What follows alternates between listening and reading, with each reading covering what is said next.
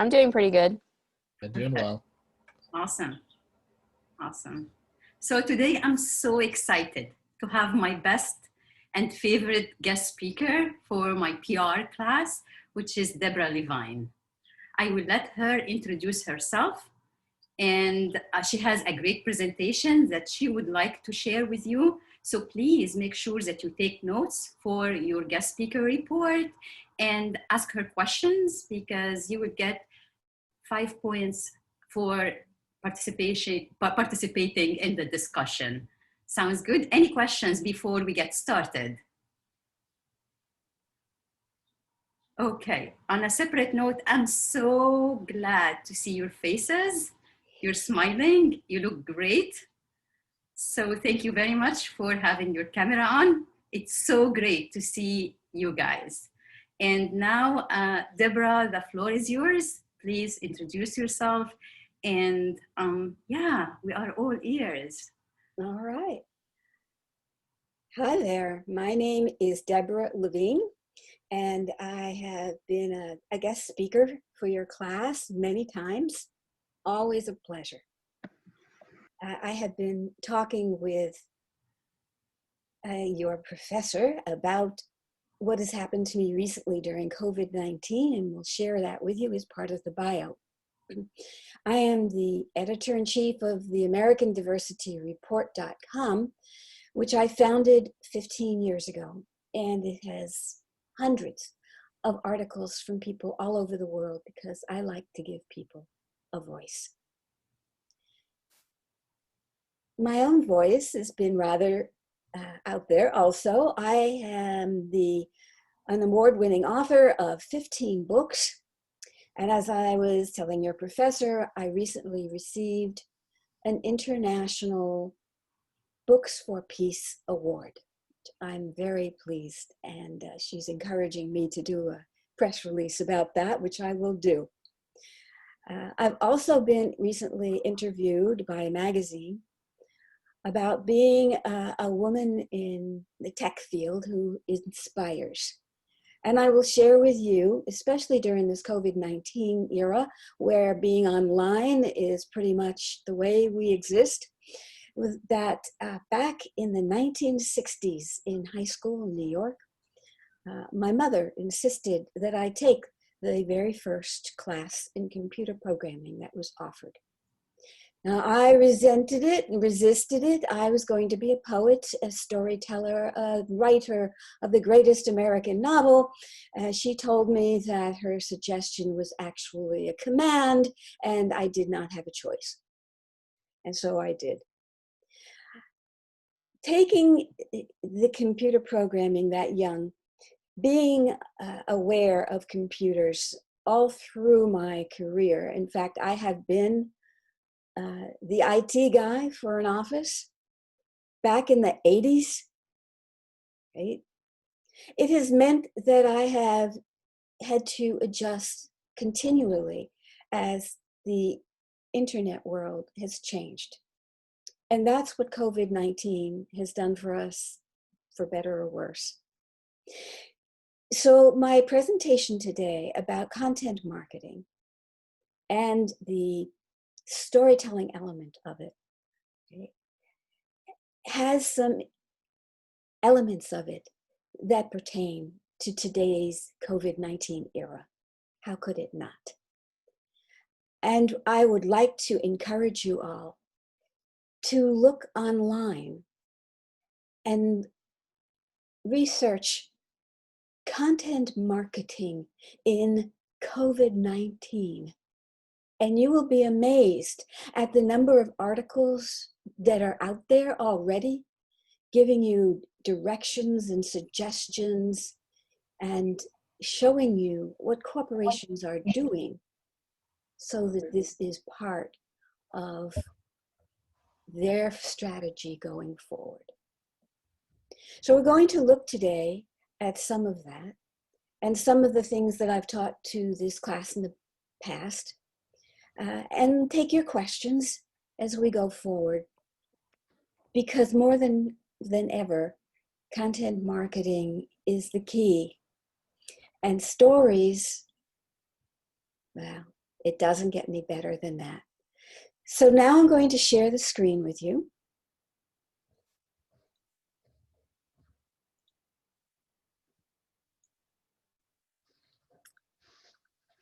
And you will see the beginning of the course presentation,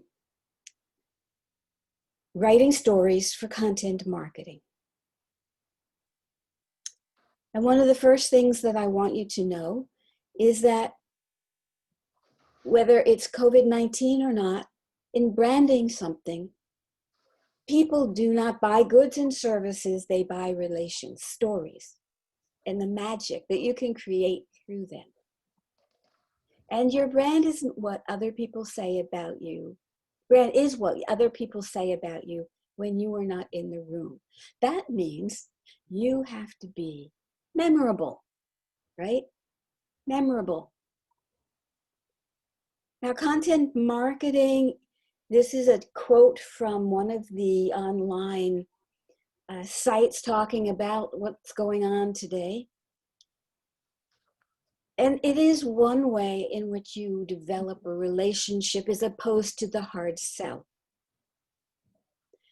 It can be in social media, in emails, videos, blogs, all of the above, and we're going to look at some of that today. Now, a while back, Bill Gates said, marketing is telling the world you're a rock star. Content marketing is showing the world you are one.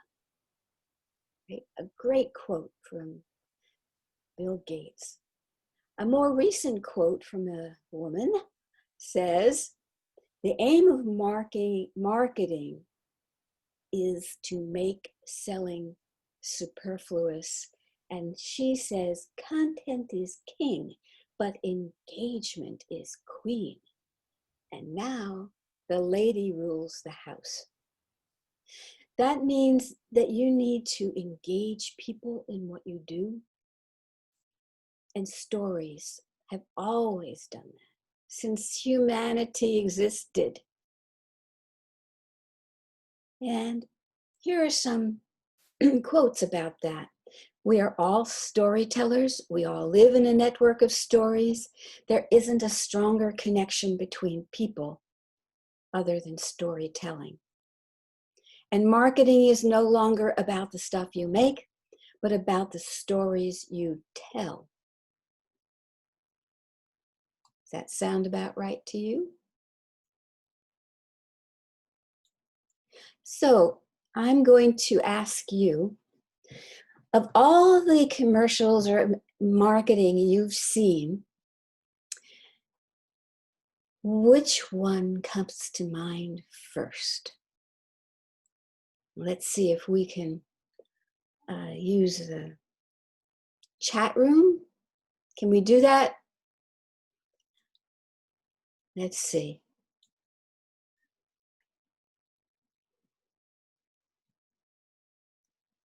Maybe.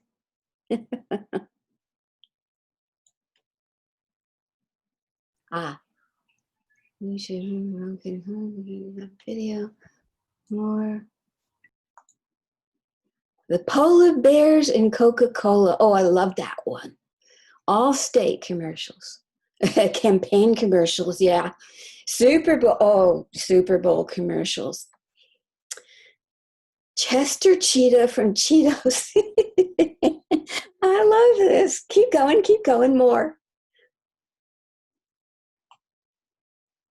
Geico, yeah, Nike, the Super Bowl Budweiser commercial with the dog. And now somebody's gotten really specific here. Oh my, yeah. Anybody remember that commercial for Volkswagen where you had the kid being the guy, the kid from what was that movie with the Yoda? And I think I know which one you're talking about. He's like dressed up as Darth Vader, yeah, and he's trying to use the Force to like turn on the car, and his dad does it like behind him. Yeah. But the kid thinks he does it. Right. Yeah. Oh gosh, does it get any better than that? That's a good one. That's a classic. A good one. Not only was it a good one, but I was invited to Volkswagen when it opened up its major factory area. And they did so, right, by bringing that kid in. And we were all sitting there, we weren't expecting it. And all of a sudden the music starts and the kid and a whole bunch of them walk down the aisle, right, to introduce the new car. So if you have a story that really connects, keep going with it. People remember it. And we've got more, the M&M, oh yeah, with the characters out of the candy. Kia Soul Hamsters. Oh, I don't know that one, but I need to see that one. Well, thank you. That is great. All right. So when we go on here to look at the stories and how to be compelling with them, right? There are a couple of ways that are well known through history. The happy ending story, right? You got a problem, you solve it, it has a happy ending. And the cautionary tale. You got a problem, you make a mess, and you teach everybody, don't do that. Ask me how. I know that. And what this is called the story arc. From the beginning, it gets worse or it gets better. It gets worse or it stays bad, and you learn from it. The story arc can be really long, like the tale of Odysseus in history, or really short, as in a tweet. But it has a beauty to it in that it is drama and it compels people into your world. So if you know your audience, you can design that story just for them. So if you understand your customer and how your product or service fits them, it can sell itself through a story. And that's where we get diversity, whether it's age, generation, or region, right? Local or national, race and ethnicity, gender, religion, and there are many more. But you really need to know not just each one of those things, but how they go together. What we call in diversity, intersectionality. Intersectionality.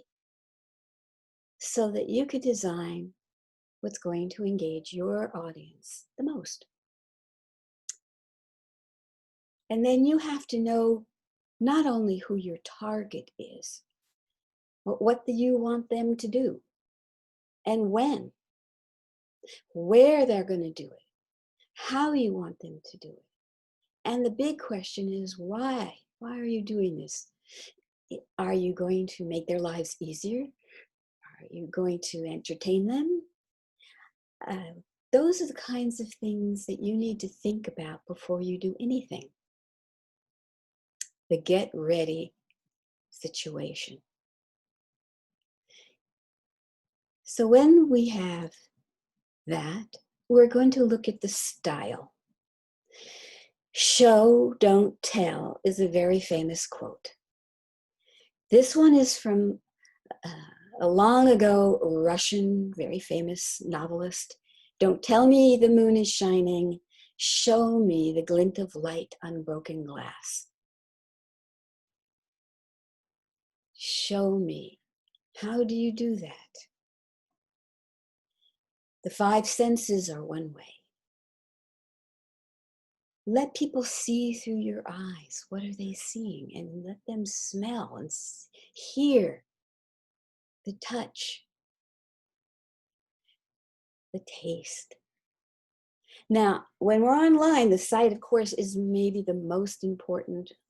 Sound is next to it. These are things that you keep in mind when you start to write the story. So it's not a matter of explaining, it's a matter of showing. Now, one of the things you can do is use what I call storytelling shorthand. They're cultural expressions. You can say, oh, well, it is like music and choose something that really resonates with your story. It can be hard rock, it can be country, but it gives people a sense immediately of the environment you're trying to convey to them. Symbols help. I saw a star in the sky. It was like a amazing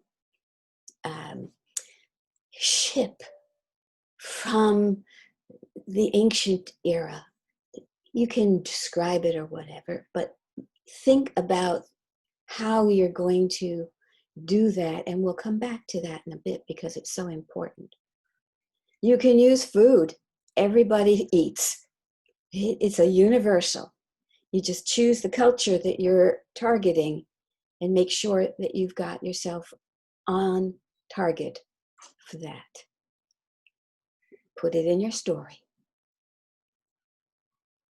Here are more examples. You can refer to movies and monuments, idioms, clothing, famous historical figures, right? All of these are people, things, items that have a meaning. And cultural expressions, right, have meanings deep inside people. And you don't have to explain them. You just say it, right? I said, okay, here I'm going to talk to you and I'm wearing a bikini. That gives you one sense of things. Or I'm working here and I'm wearing medical scrubs.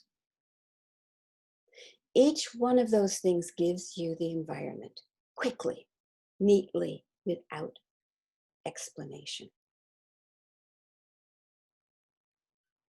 Now we come to the metaphors and the similes, which I talked a little bit about before. This is what we really rely on.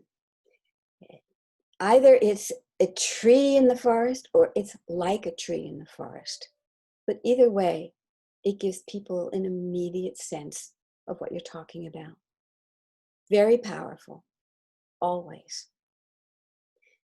Just make sure you know the culture in which you're working with so that you make sure that your metaphors and similes resonate with them.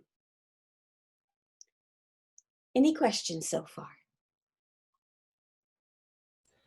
Um, so prior to the pandemic and stuff, do you think how would you convey something like smell? I guess would it be easier to like say like take a pile of garbage and just people like would assume that smells bad. Like obviously you can't make them smell it. So do you just use the other senses to fill in the gap there? Right. You can use your metaphors and similes. It smelled like garbage. Hmm. It smelled like the ocean air. You know, that's kind of what you do with things like smell. Okay. Yeah. Because I can't really smell it, but you can, Right. but you're already evoking a memory of what they smelled in the Hmm. past, right? It smelled like dirty socks. What can I tell you? That's going to be pretty universal. Yeah. Yeah. Anybody else with a question? All right, then.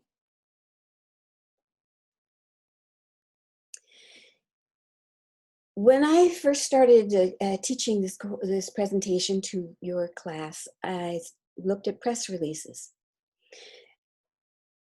Press releases have been very important in many ways.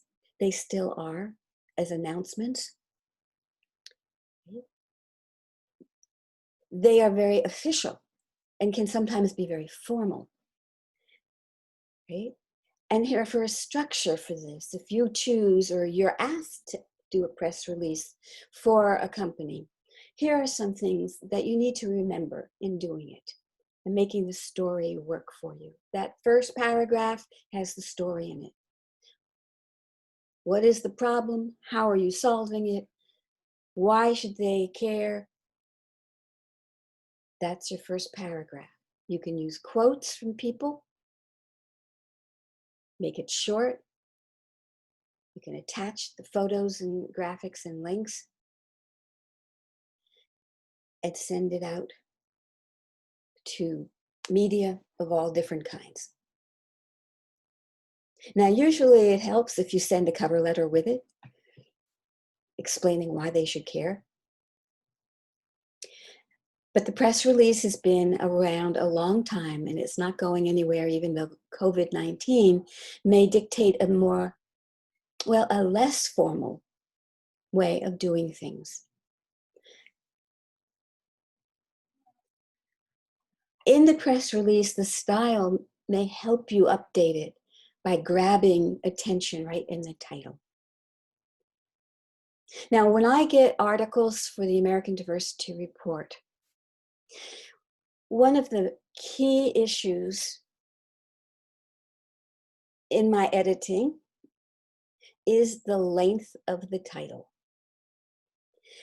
They're so excited about their product, their ideas, their services, their whatever. They go on in the title, so they make sure that every detail is there. Don't do that, because you will lose your reader very quickly. Make it short and sweet and quotable.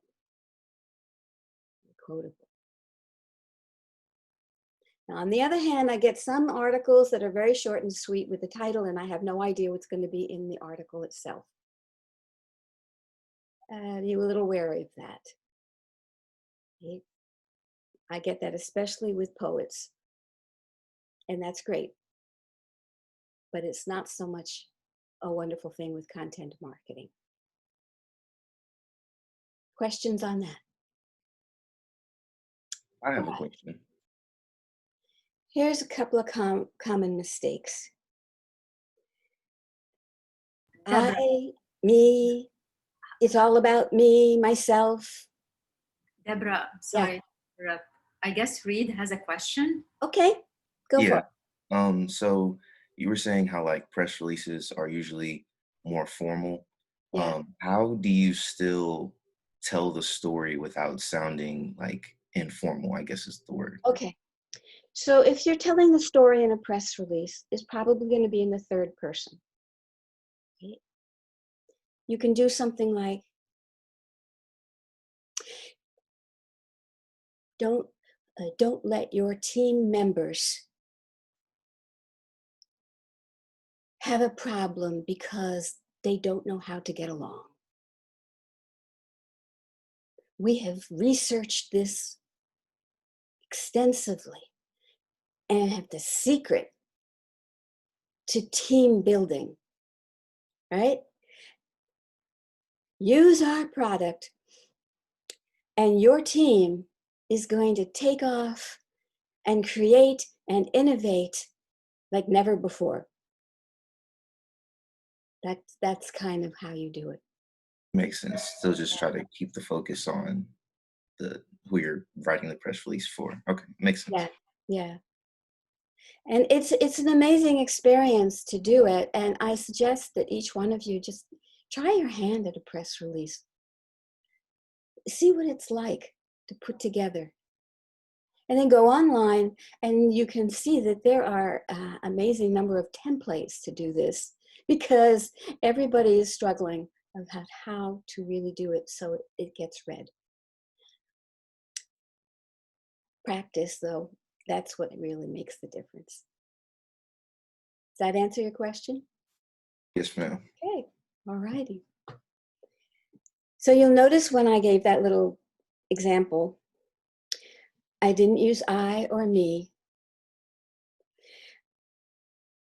And it was short and sweet. It wasn't the hard sell. And that's especially important during COVID-19. People do not want the hard sell right now. Do this or else you're going to be doomed, right? No. People are feeling tense and anxious. They need to have a sense of that you care. You care about their future. That's what we're trying to do. So when we go to blog branding, right, you've got some very famous quotes that I reflect them, right? If you can't explain it simply, you don't understand it well enough. I love that one from Albert Einstein. He used to say, if you can explain it to a 9-year-old, then you're good to go. Otherwise, you need to think again. Right? And you need to make your buyer the hero. They're going to succeed. Going to be okay. They're going to be successful. Questions on that? Okay. Now, the structure of a blog can be quite formal. Platforms will have guidelines, how you write it, style, the font, the word count, the title, which we discussed, and perhaps the subtitles too. You're going to look at the story arc, and you're going to call for action at the end. Right? The call to action is very important here, so that people know what you were intending to do and want them to do. A blog can be a couple of hundred words. It can be 2,000 words. The word count changes everything, how you're going to pose it, how short and sweet it's going to be. And remember, it's harder to write shorter. It requires much more discipline. But the result can be just beautiful. I can remember a time when I was commissioned by the Bermudian magazine. I grew up in Bermuda. It's one of the I was the only Jewish girl on the island at the time. And I wrote about the history of Bermuda Jews, and I wanted it published. And I sent it off. I thought it was wonderful, covered everything. They came back to me and they said, it can only be 2,500 words. I said, what? And they said, trust us. When you get it down to a smaller amount of words, it will be better. And it was. It was a good lesson. All right. And the blog these days, you're going to make it personal, right? You may want to speak in the first I and we for a blog, unlike in a press release. And you make it relevant. That means the information that must match your audience and give them what they need, not what you need. And be sensitive. Even though you want to be optimistic, you also want to be sensitive to what's going on.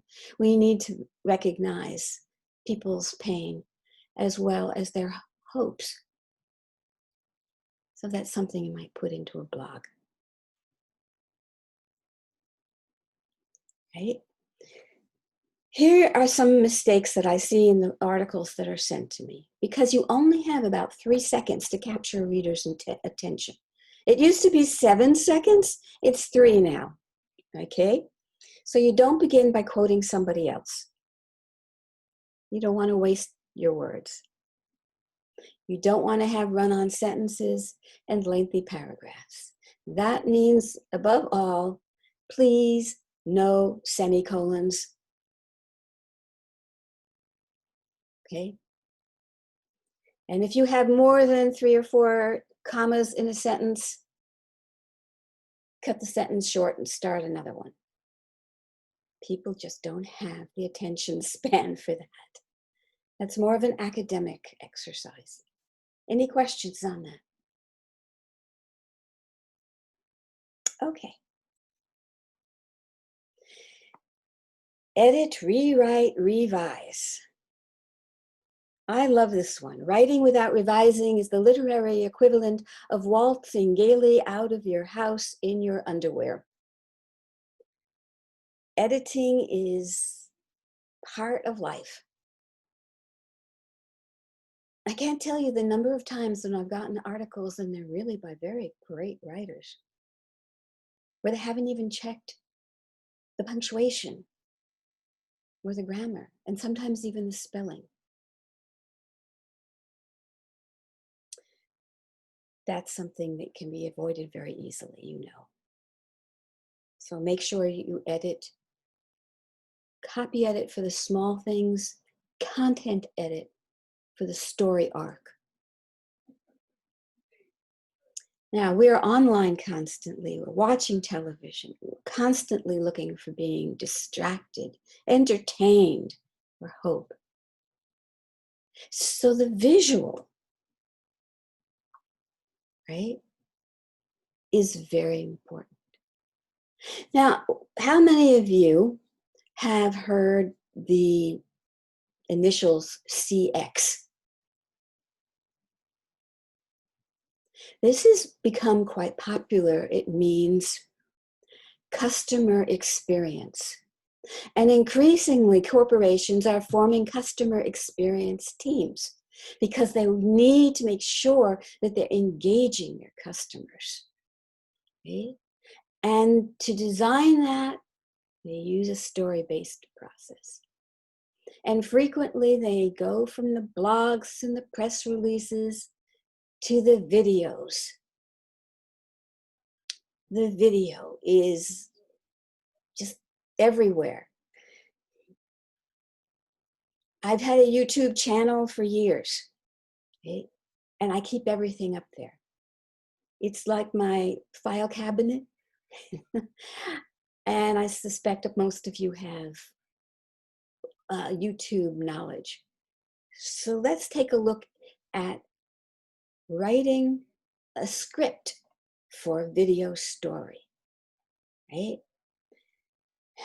If any of you have ever written a script for a video or a film, right, you know, right, that there is a emphasis on the visual. And in a video, you have anywhere from 15 seconds to maybe 3 minutes if you really want it powerful. So that visual should only have maybe one main character. And if you have more, limit the number. And use that story arc to make it sweet and short. And write the audio and visual aspects into the script. Read it out loud before you ever start the video itself. Does it work? Do you need to edit it? Don't try to edit it on the fly once you start the video. And in terms of the words, right, you want them short blocks of information. Don't go on and on, especially not in a video.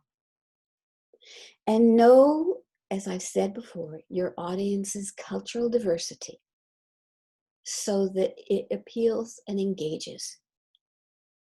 And when I say especially using humor, right, I want people to understand that being funny or humorous is a wonderful way to engage. But it also has tremendous pitfalls if you don't know the culture that you're targeting. It is so easy to make a mistake and offend when you're trying to be funny. And you didn't mean to offend, but it doesn't matter, you do anyway. So be careful with your jokes. Any questions on that? Yeah, so if you use humor in yours, is there cases of some people not taking you like as seriously, just depending on your demographic or audience? You just have to know who you're dealing with like prior. Yes, you do have to know who you're dealing with. For example, here in the South, one way to use humor that usually works is what we call self-deprecating humor. Right? That means the joke's on you, not them. Right? that usually resonates. Like, oh, I'm so stupid. What was I thinking? Kind of thing. Right? So to make a joke out of somebody else would be very risky. Very risky, especially here in the South. Now, I'm not saying it's perfectly, okay elsewhere. You always have to be careful about that.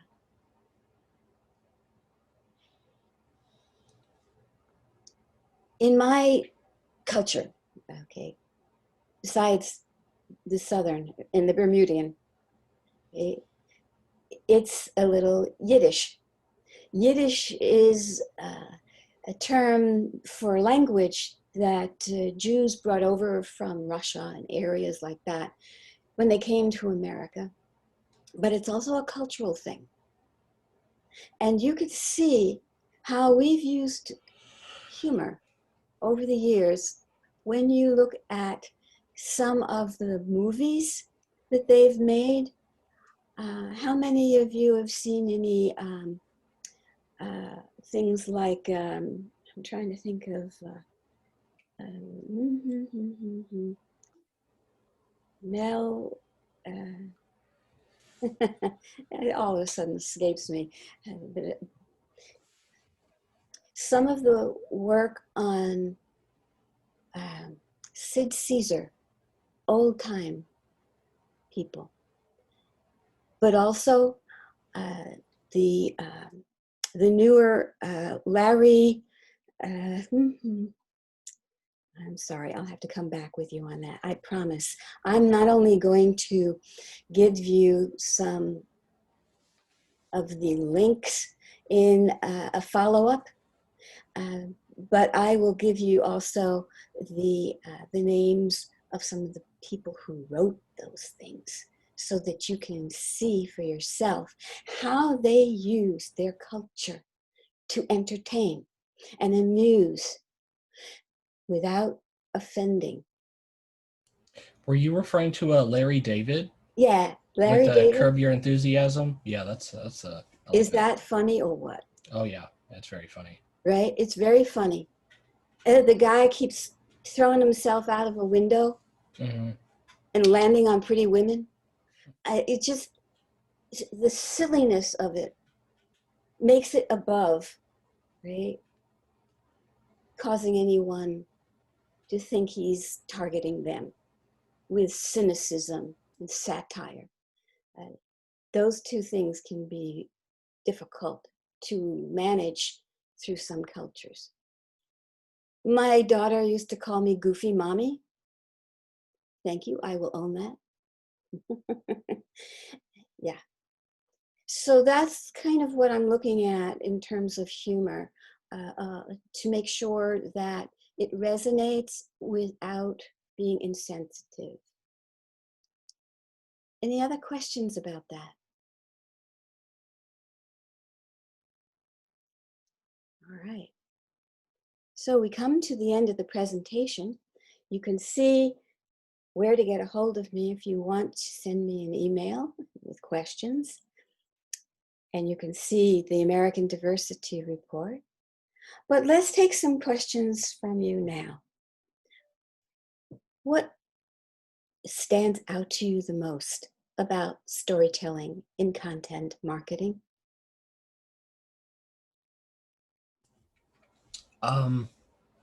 It seems like the most effective thing is being short, and like keeping it short, but also like informative. Like you may not know how much like time you have, but it's probably best to make sure the first time is your best. Yes. Thank you. Knowing your audience. Absolutely. Knowing your audience. Are they your generation? Are they older? Are they male or female? Or are they corporate, nonprofit? Those two are very different also. How about another person? Just the fact that you have 3 seconds to get someone's attention, so you gotta kind of get to the point pretty quickly. As one person had said, tell them what you're going to show them, and then show them, and then tell them what you showed them, so that it is focused also. Many people find that they meander around, they kind of lose themselves in the story, and it's not necessarily a bad thing. It's more that you've got more than one story to tell. Anyone else? I had a question Mhm. about blogs. So I feel like I don't know, I've never like read a blog. Um but I like that you included it. I was just wondering if you had any suggestions about blogs to read or like good blogs, because I feel like they're not like represented well in like social media, mainstream media. Interesting. Yes. Okay. So blogs are frequently on um, sites that offer services. For example, if you look up online content marketing in COVID-19, you're going to see a lot of articles, and basically that's blog. If you are looking at something like animal welfare, for example, you'll find sites that have articles, and that's also a blog. So you actually may be reading blogs, not realizing that's what you're reading. When you They're say blog, everywhere. I think more like lifestyle, like Okay. I don't know, some like, just classic like blogs that you would see like a blogger in a movie or something like that. So I guess yeah, you're right. Yeah. These days, blogging may not be even the right term. Um, I don't use that for the American Diversity Report. It was created 15 years ago, before the word blog really existed, and it was called an online magazine, an e-zine. So the terms change, but the concept remains the same, that you have a website where many different articles are up. They may be tips and suggestions. They may be guest articles, not just the one person that's in charge of it, the way I do. And it's one of those things where um, people get really creative, make it their own. I suggest that you look up some of these places that you have an interest in and see what they're doing. And then take a look at their submission guidelines. And then write something and submit it and see what happens. Okay? And all of a sudden, you'll be a blogger.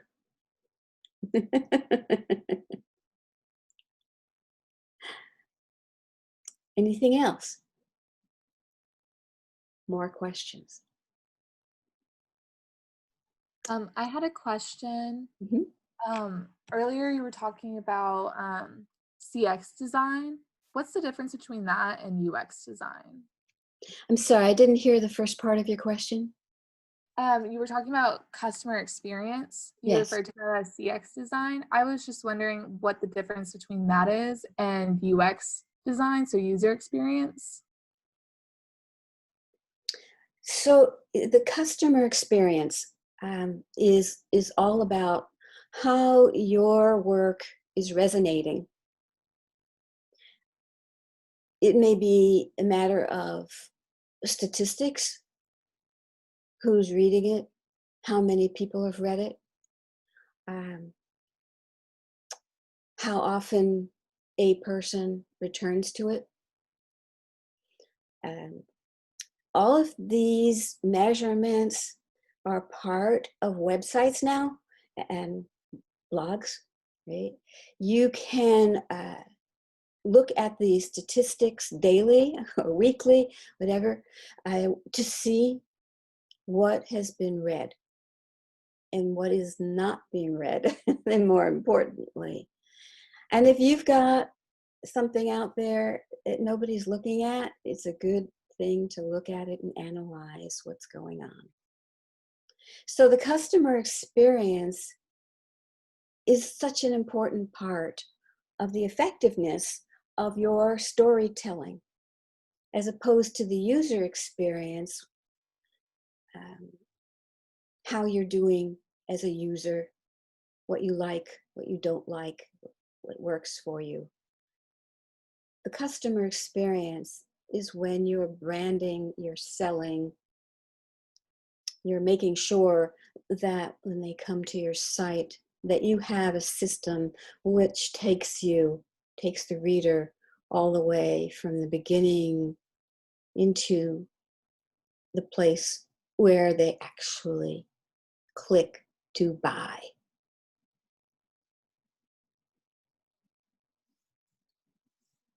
Does that help? Yes, it does. Thank you. Great. Do any of you have a website already? No? It might be an interesting experience to create a website and see all of what we're talking about as part of your journey to be content marketers. And see the kinds of things that are up there that you can take advantage of. For example, SEO, which are words that resonate with audiences. You can measure what you've put into your articles, the words that are most popular. In a way, it's a strange experience. And sometimes I ignore it because as a storyteller, I don't want to use the same words that everybody else is. But it's interesting to see what is resonating with audiences today.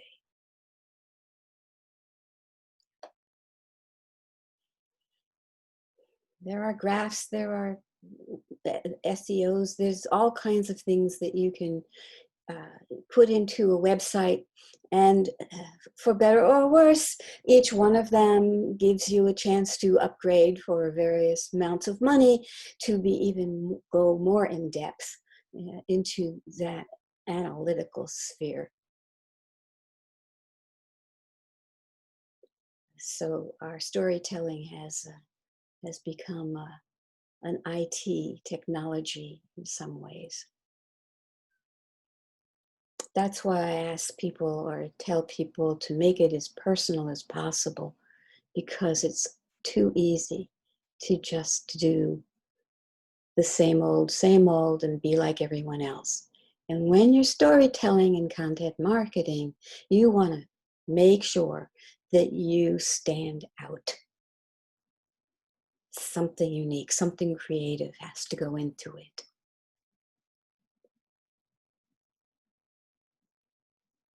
Any other questions? A kitty cat. I know, she was stepping all over the computer.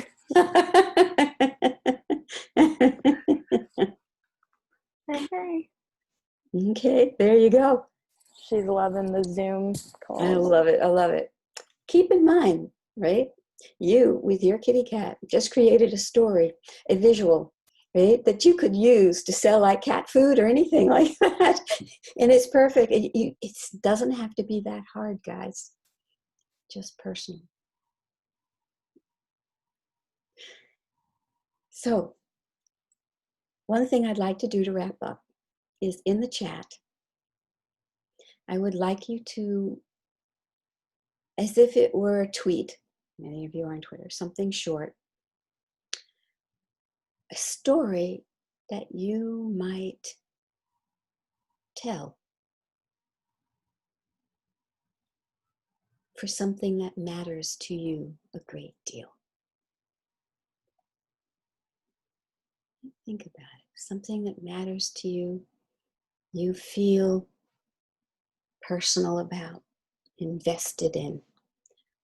A short little 1-sentence story about why.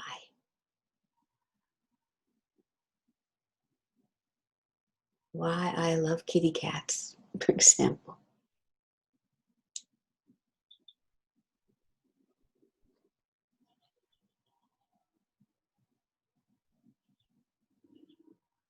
Let's see what you have in mind.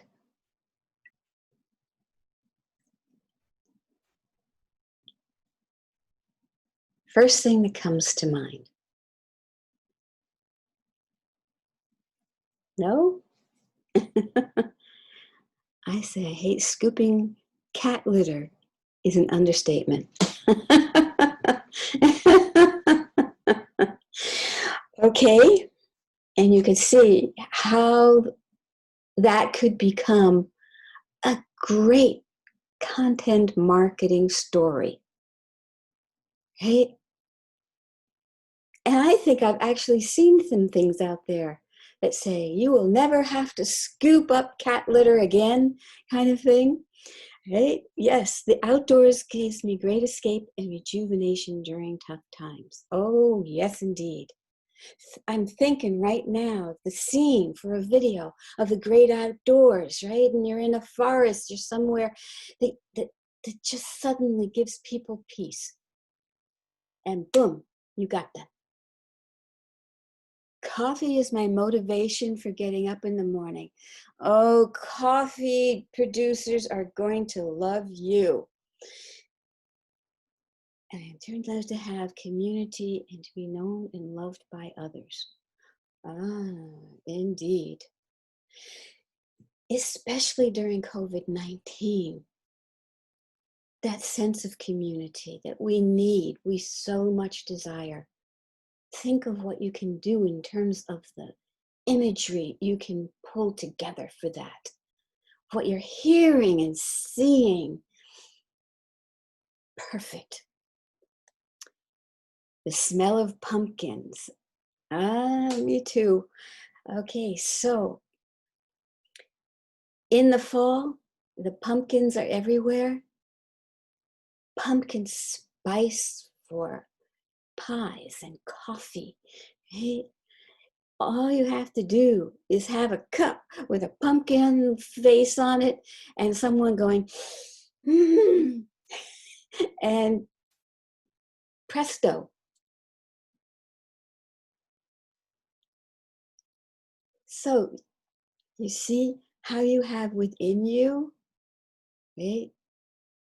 Like that, the ability to create the story and the visuals and the sensory data that goes with it that can engage, make it impersonal. And it doesn't hurt. It isn't that hard. So to wrap up, I ask you to take some of these stories, right, and create an arc to go with it, a story arc. And I bet you'll come up with something beautiful. So, Professor, I think we've about come to the end of our session. Yes? Yes, correct. Correct. So I want to ask if anyone has any questions before we wrap up. Any questions, any comments? What did you like the most about the session, guys? To share? Yeah, please go ahead. I feel like you really enjoy this. Like the way you describe it, it's very moving, and at how much emotion like you put into this. It's very, very nice. Thank you. Yes. And keep in mind, if you enjoy what you're doing, they will enjoy what you're doing. You have one comment, Mm-hmm. Deborah, in the chat section. Oh, read it. make it seem so natural. Of course, isn't it?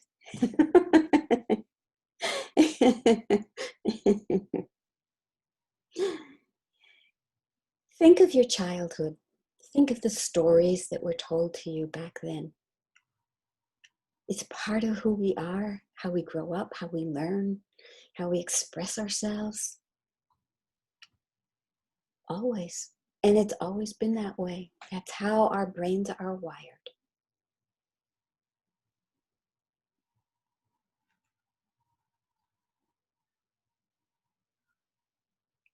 Here you go. Any other comments, guys? Okay. Ali, okay. Thank you. Yeah. You were so informative. Thank you so much. My pleasure, truly. I started teaching people how to write when I was 10 years old. Couldn't resist. So thank you for the opportunity to share this.